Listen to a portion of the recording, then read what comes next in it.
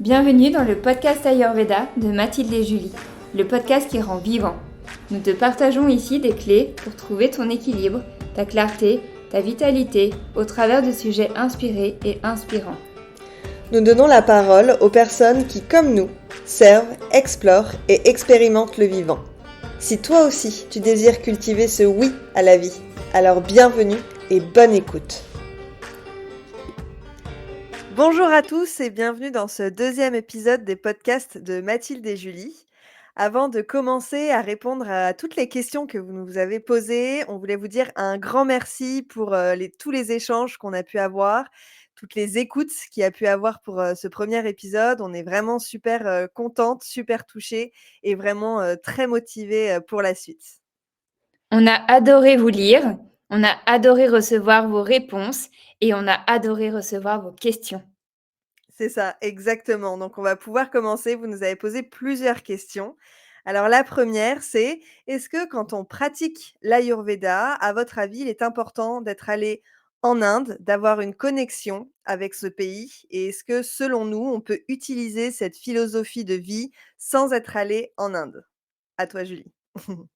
Alors pour moi, la réponse, elle est oui. On peut pratiquer l'Ayurveda sans être allé en Inde et sans avoir une connexion avec ce pays à l'origine, puisque l'Ayurveda a des principes qui sont universels et donc on peut complètement pratiquer un Ayurveda de Marseille, de Nantes, des Landes, peu importe où est-ce que l'on vit dans le monde, on peut pratiquer l'Ayurveda et appliquer ces principes, puisque ces principes nous amènent à observer et à rencontrer l'environnement dans lequel on vit pour mieux le comprendre et pour mieux s'y intégrer, pour mieux l'apprivoiser.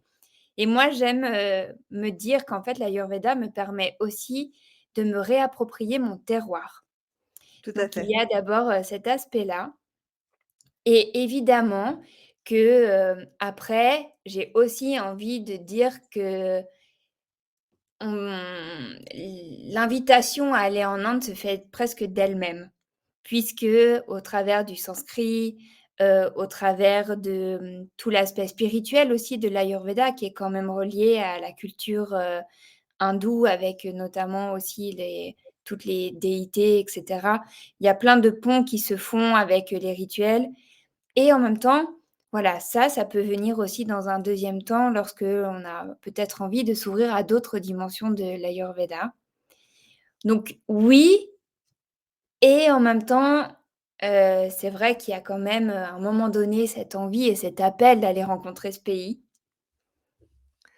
Ouais, c'est ça, mais j'aime bien quand tu parles de l'Ayurveda universel, ça c'est quelque chose qui me parle, moi aussi beaucoup, tu vois? Où pour moi, en effet, évidemment qu'on peut pratiquer un Ayurveda sans être allé en Inde parce qu'on vit en France et que du coup, il est demandé de pratiquer un Ayurveda français, dans le sens où on va utiliser nos plantes, dans un premier temps françaises, notre alimentation, nos légumes français, nos épices françaises et qu'on n'a absolument pas besoin d'aller en Inde, pour ça.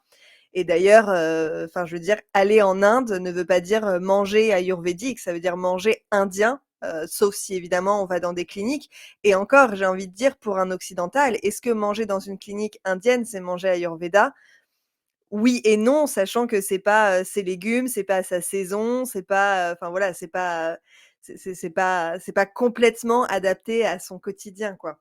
Donc pour moi, oui, l'ayurveda est universel.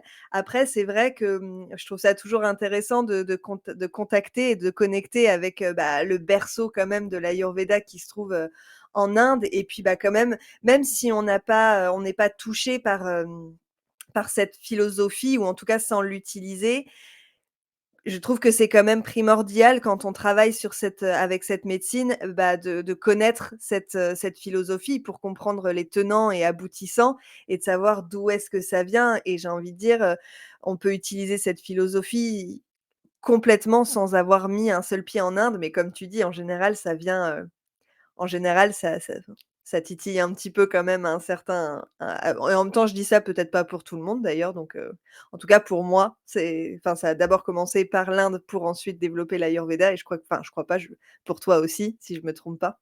Oui, complètement, c'est Ouais, vrai et en même ouais. temps, voilà, c'est sûr qu'il y a, Il y a certainement aussi des personnes peut-être qui nous écoutent, qui pratiquent l'ayurveda et qui ne sont jamais allées en Inde et qui Oui. n'ont peut-être même pas cet appel.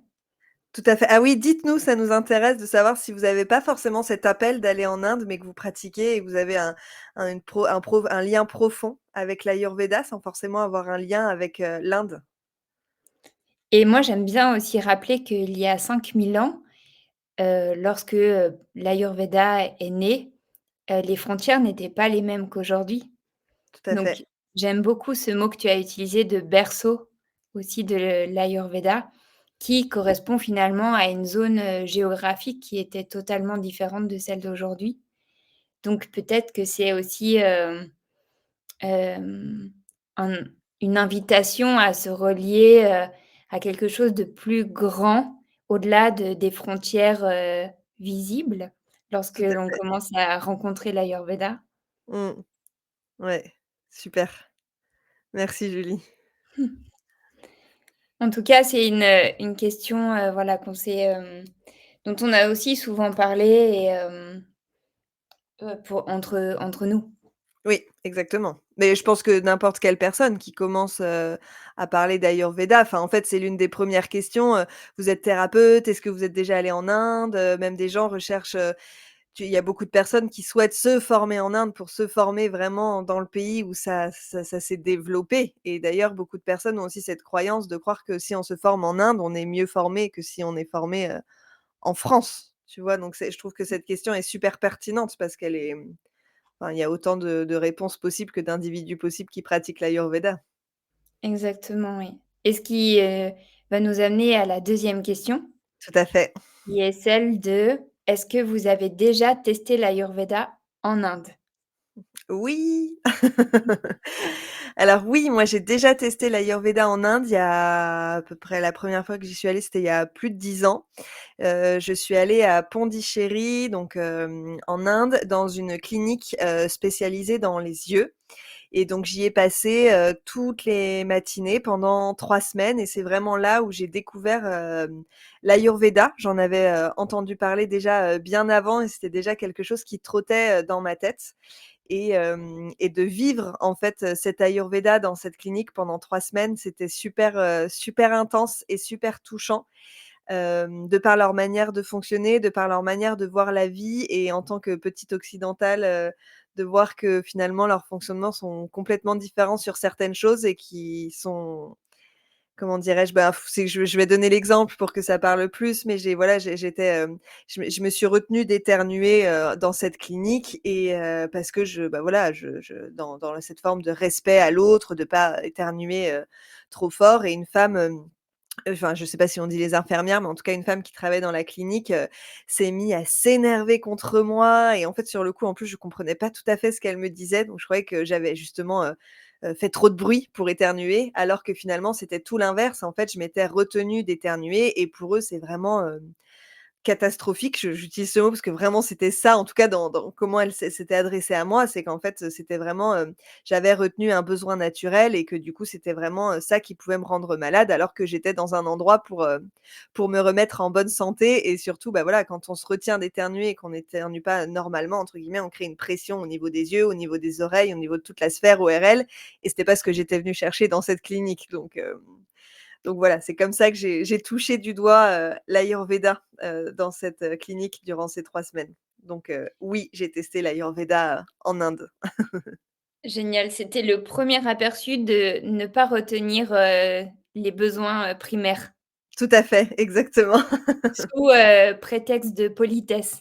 Exactement. Ah bah là, j'ai bien vu que c'était même, très impoli que de se retenir complètement. Enfin, je me rappellerai toujours, enfin voilà, j'ai vraiment même l'image, on était en train de se masser, on faisait de la réflexologie au niveau des yeux pour, travailler sur ces points et enfin voilà, c'était très intéressant. J'adore, c'est très beau. C'est une grande leçon d'écoute du corps et en fait, ce qui nous amène évidemment à ce qu'est l'ayurveda, Ouais, clairement. tout à fait.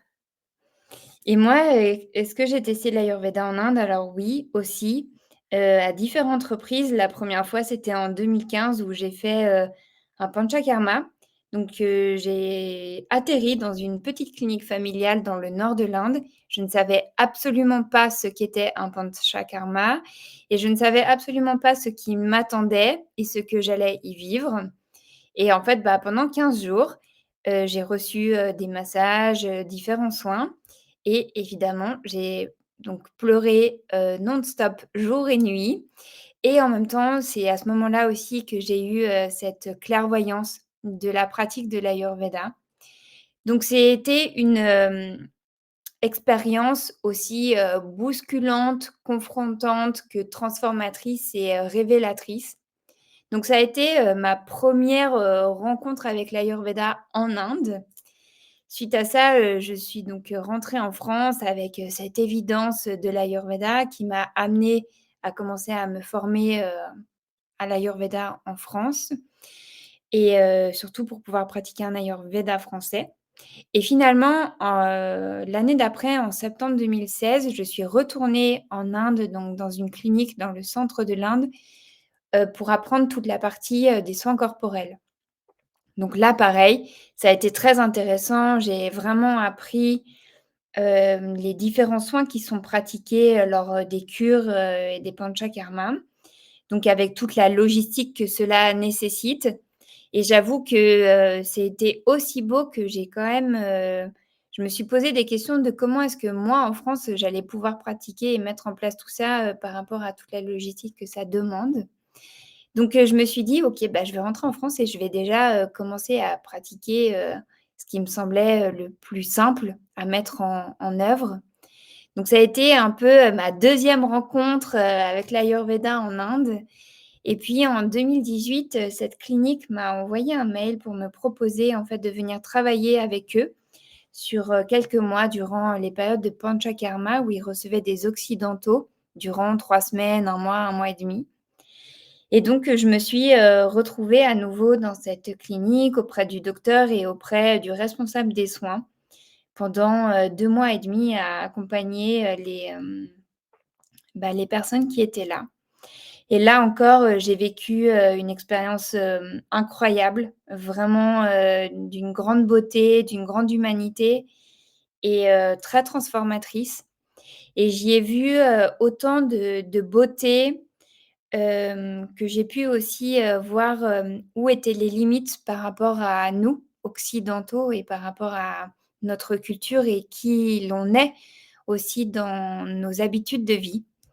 Et c'était, extraordinaire d'observer les miracles qui se passaient sous mes mains chaque jour, au travers, des soins et des plantes et des purges et en même temps de voir qu'il y avait, une limite dans, cet aspect de, la pédagogie. C'est-à-dire pourquoi est-ce qu'on fait ça? Pourquoi est-ce qu'on donne tel conseil? Pourquoi est-ce qu'on donne telle plante?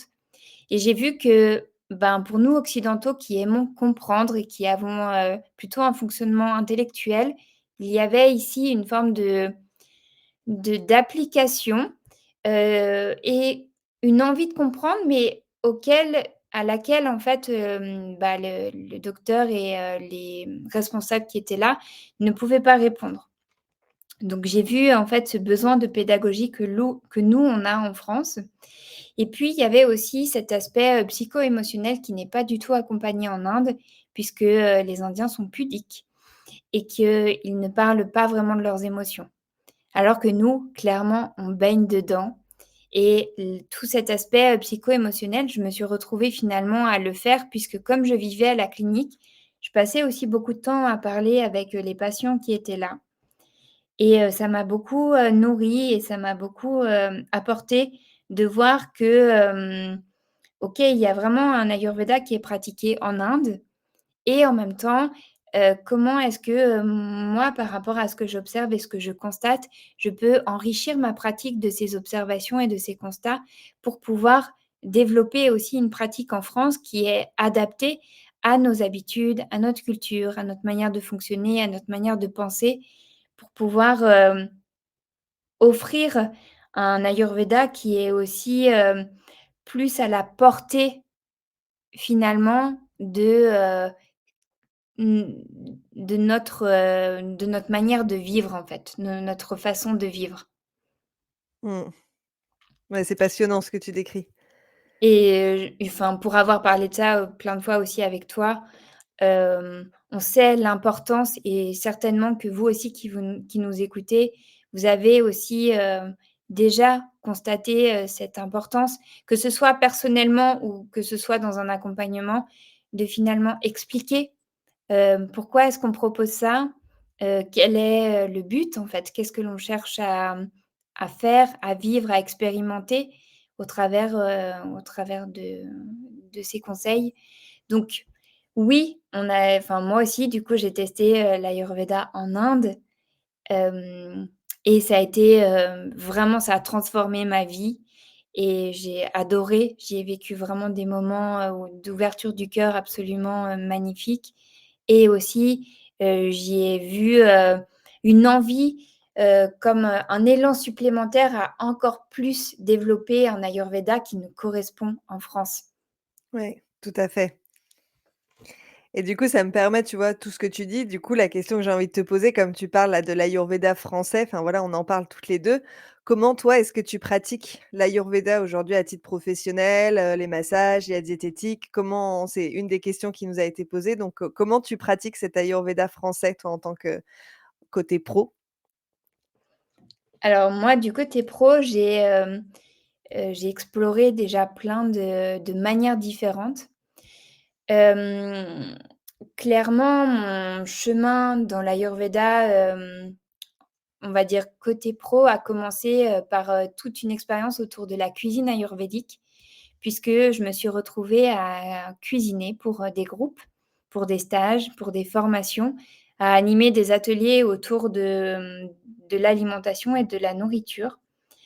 Ce qui m'a, amenée et donné envie d'approfondir ce thème dans justement, cette notion de qu'est-ce que signifie manger et qu'est-ce que signifie se nourrir? Donc vraiment quel est notre lien à la nourriture au-delà de l'assiette? Donc ça a été vraiment toute ma première partie d'expérience autour de l'ayurveda qui s'est beaucoup concentrée donc autour de cette cuisine, de ces ateliers et cetera. Et puis la deuxième partie de mon expérience en ayurveda a été celle de justement de partir en Inde, travailler dans cette clinique et lorsque je suis rentrée en France, j'ai eu envie de pratiquer autrement. Donc j'ai arrêté de pratiquer la cuisine pour, pouvoir, la partager, beaucoup plus en individuel et aussi, sous d'autres formes et plus, sous des formes de stages et notamment, de stages qui mêlent aussi cet aspect de psycho-émotionnel pour, rétablir en fait un autre lien à la nourriture et à développer, ce que moi j'aime, appeler les nourritures du cœur. Donc vraiment qu'est-ce qui nous nourrit au quotidien. Donc il y a toute cette exploration-là qui est arrivée sous forme de stage et puis il y a, aussi l'enseignement du massage qui est arrivé pour, une école professionnelle. Donc il y a eu, cette partie-là et puis, au fur et à mesure de mon évolution, il y a maintenant, 4 ans, je suis venue à me poser, une autre question, c'est-à-dire, où est-ce que j'en suis vraiment dans ma pratique d'ayurveda et qu'est-ce qui est le plus important pour moi dans ma pratique et qu'est-ce que j'ai réellement envie de partager par rapport à ce qu'est l'ayurveda pour moi? Et en fait, je me suis rendu compte à ce moment-là que ce qui est le plus important pour moi, c'est vraiment la ma qualité d'écoute et ma qualité de présence aux personnes. Donc à partir de là, j'ai commencé en fait à créer des accompagnements individuels, sur, du moyen et long terme pour, qu'il y ait justement une exploration de soi qui soit beaucoup plus profonde et qui soit, beaucoup plus dans la durée afin que les expériences qui sont vécues soient intégrées et puissent, finalement faire partie du quotidien. Donc il y a eu tout cet aspect-là de développer des accompagnements individuels, beaucoup plus profonds. Surtout que pour moi l'ayurveda, c'est réellement, un art de relationner avec soi. Et moi, j'aime accompagner la personne, en fait, à transformer sa relation à elle-même pour être, plus souveraine, pour retrouver sa manière à elle de décider, de choisir, de prendre soin de son énergie, d'écouter son rythme, d'écouter ses cycles, de se remettre beaucoup plus en lien avec sa nature et donc avec la nature qui l'entoure. Donc il y a tout cet aspect-là qui s'est, développé il y a maintenant, quelques années et puis, moi j'aime rappeler qu'en fait, ma pratique elle est vivante et elle évolue en fait. J'aime créer plein de nouvelles propositions au fil, de mes inspirations, au fil de mes intuitions, au fil de mes élans créatifs. Donc, il y a, toujours on va dire, en fil conducteur, les accompagnements individuels qui sont là et en même temps l'année dernière et ben, de nouvelles propositions sont arrivées puisque j'ai commencé à former à l'art du toucher et à l'art de l'écoute, donc en individuel et pour pouvoir, petit à petit aussi le proposer, en groupe. Et puis, il y a les cures qui sont arrivées aussi l'année dernière où, j'ai proposé à Mathilde en lui disant: «Allez viens, on fait des cures», et puis, finalement, bah, 2 mois après, on se retrouvait à accueillir nos premiers curistes et à se lancer dans cette grande aventure et cette grande expérience, des cures que finalement j'adore. C'est juste magnifique en fait, l'exploration et l'expérience que ça ouvre, dans, bah, dans la relation à l'autre et puis dans même ce que vit en fait le curiste, tout au long de cette cure en fait durant 5 jours, donc c'est vraiment incroyable et puis, il y a aussi, bah, le podcast là qui vient d'arriver et clairement quand j'ai rencontré l'Ayurveda, jamais j'aurais pensé, que le podcast arrive. Donc, voilà, aujourd'hui il y a les accompagnements individuels où il y a, toute une rencontre avec soi-même. Donc ça peut passer évidemment par l'alimentation, l'hygiène de vie, mais c'est plutôt en fait une rencontre avec qui on est, avec notre nature, avec, voilà, ce qui nous habite, ce qui nous anime, nos besoins, nos envies, ce qu'on a envie de créer, ce qu'on a envie de vivre, ce qu'on a envie de ressentir. Et puis il y a les cures. Voilà, j'ai vraiment envie de développer les cures cette année, avec toi évidemment et puis les podcasts. On a plein d'idées pour vous, donc on a plein de projets pour vous dans le développement de ce podcast qu'on a hâte de vous partager, dans quelques mois. Oh oui, le temps qu'on mette tout ça en place, mais oui, oui, que de beaux projets, dans l'évolution de ce podcast. C'est clair, voilà. Et toi, comment est-ce que tu pratiques? Alors moi, comment est-ce que je pratique?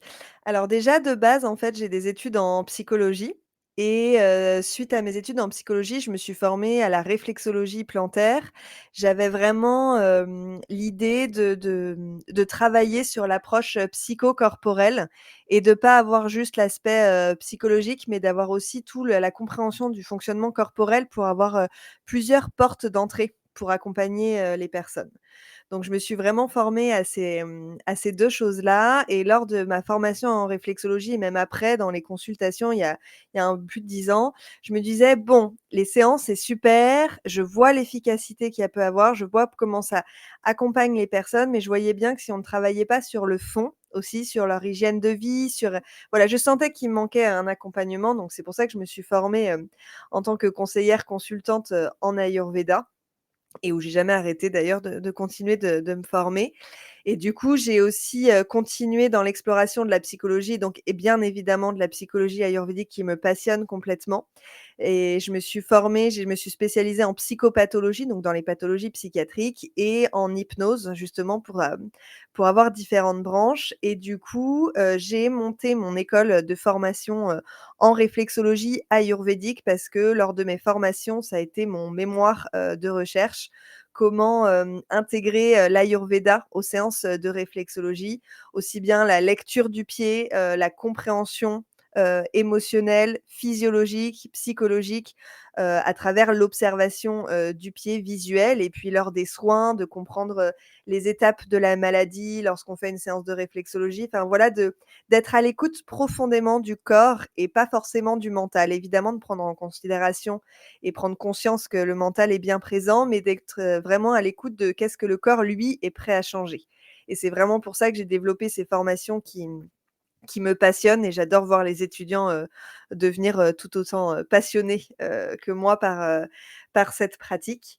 Je pratique aussi donc les consultations, en individuel depuis, de plus de 10 ans aussi et puis, évidemment, il y a nos cures qui, sont nées, depuis l'année dernière et qui me tenaient profondément à cœur parce que c'est vrai que dans les consultations, parfois, c'est très difficile pour les gens de mettre des choses en place parce que le quotidien, parce que le conjoint ou la conjointe, n'est pas pareil, parce qu'il y a les enfants ou parce que c'est quand même, avouons-le, même si c'est des choses très simples parfois à mettre en place, c'est parfois les choses les plus simples qui sont les plus difficiles, à changer. Sinon on serait tous, super bien, voilà, sans aucun problème et on n'aurait peut-être même pas besoin d'accompagnement et c'est pour ça que les cures me tiennent énormément à cœur aussi, que de pouvoir, accompagner les personnes à, modifier, des schémas ou des conditionnements qu'elles ont depuis longtemps pour vraiment pouvoir, sentir en fait comme si c'était voilà, elles on passe la première, la seconde pour elles puissent rentrer chez elles et que ça y est, elles ont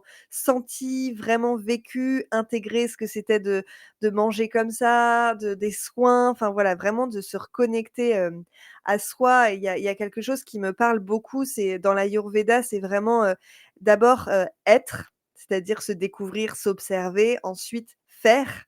Donc, voilà, faire, recevoir les soins, modifier les conditionnements pour ensuite avoir le avoir. C'est-à-dire être en bonne santé, me sentir bien, ne plus avoir de pathologie. Mais pour moi, le avoir, il vient après, être et déjà, la question de être, c'est tout un chemin et c'est pour ça que je trouve que dans les consultations, moi personnellement, je fais pas juste une consultation. J'ai à cœur, tout comme toi Julie, d'être dans un accompagnement, hem, à moyen long terme, en tout cas d'être vraiment dans cette exploration, de soi. Alors forcément avec en plus, mes formations en psychologie, bah, voilà, je suis passionnée par ça, donc par le fonctionnement de tout ça. Mais ouais, je crois que être, faire et avoir, ça pourrait peut-être être la définition de ma pratique. Découvrir qui je suis, mettre des choses en place au travers de qui je suis pour pouvoir obtenir ce que j'ai envie d'obtenir, par la suite. Voilà, telle est ma pratique, en Ayurveda. Génial. De toute façon, voilà, pour ceux qui ont envie de nous découvrir un peu plus, vous savez où nous trouver Oui, maintenant. Mais en tout cas, moi, ce que j'aime rappeler aussi, au-delà de finalement, comment nous on pratique, c'est, de pouvoir,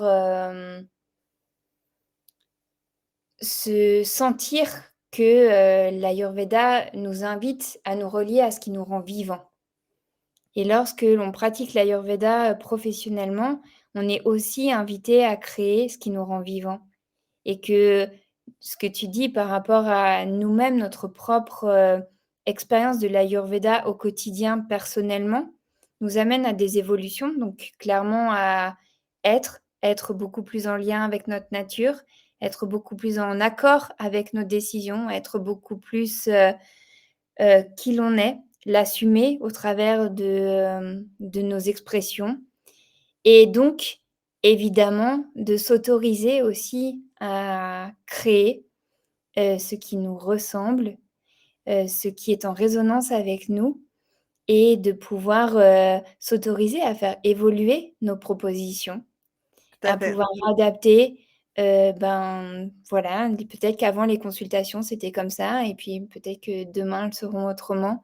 Parce que moi-même, en fait, dans ma propre expérience et dans ma propre exploration, des choses ont évolué, ont changé et j'ai aussi envie de les partager de cette manière-là avec, chacun.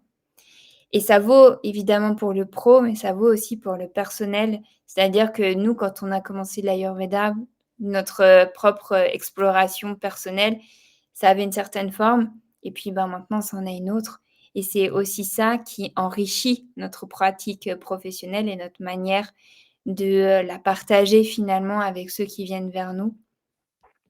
Donc, moi j'aime, rappeler, de juste créer ce qui nous rend vivants, Mmh. personnellement et professionnellement. Mmh. Et l'Ayurveda nous permet ça, clairement. Exactement, c'est ça. Merci. Mmh. Alors on a eu, 2 autres questions. Comment et où se former et comment s'y prendre et par quoi commencer? On a décidé qu'on ferait un podcast là-dessus pour prendre le temps, de répondre parce que ça mérite, plus de quelques minutes, enfin, en tout cas, voilà, plus de 5 minutes pour pouvoir prendre le temps de partager, et de répondre, à ces questions. Mais on les a sous le coude et évidemment, on les oublie pas et on vous remercie pour nous les avoir, posées. On adore ces questions et c'est pour ça qu'on veut prendre, l'espace d'un épisode pour vous partager, nos réflexions autour de ces sujets. Exactement. Donc on est ravis en tout cas d'avoir pu répondre à toutes vos questions. Encore une fois, merci beaucoup, pour, les échanges qu'on a pu avoir ensemble. Dans le prochain podcast, dans 15 jours, nous aurons donc notre première invitée, donc on est ravis. On vous en dit pas plus et on vous laissera, découvrir, tout ça d'ici 15 jours. Suspense et Suspense, puis on vous remercie, aussi de venir, nous partager, ce que vous avez pensé du podcast. Du premier podcast, on a eu plein de retours et puis là, si vous voulez nous dire aussi, est-ce que vous avez testé l'ayurveda en Inde? Est-ce que, vous pratiquez l'ayurveda sans jamais être allé en Inde? Venez aussi nous partager en commentaire et en message, vos propres expériences. Ça nous intéresse, ça enrichit aussi, voilà, nos partages, ici dans ce podcast Ayurveda et ça nourrit, le lien avec vous. tout à fait. Merci beaucoup et puis je rajouterais pour celles et ceux qui ont envie aussi de partager, leur ayurveda, leur pratique, leur fonctionnement ou qui ont envie, d'échanger avec nous lors d'un podcast, n'hésitez pas à nous envoyer un mail. On sera ravis de pouvoir échanger, avec vous et voir ce qui est possible de faire.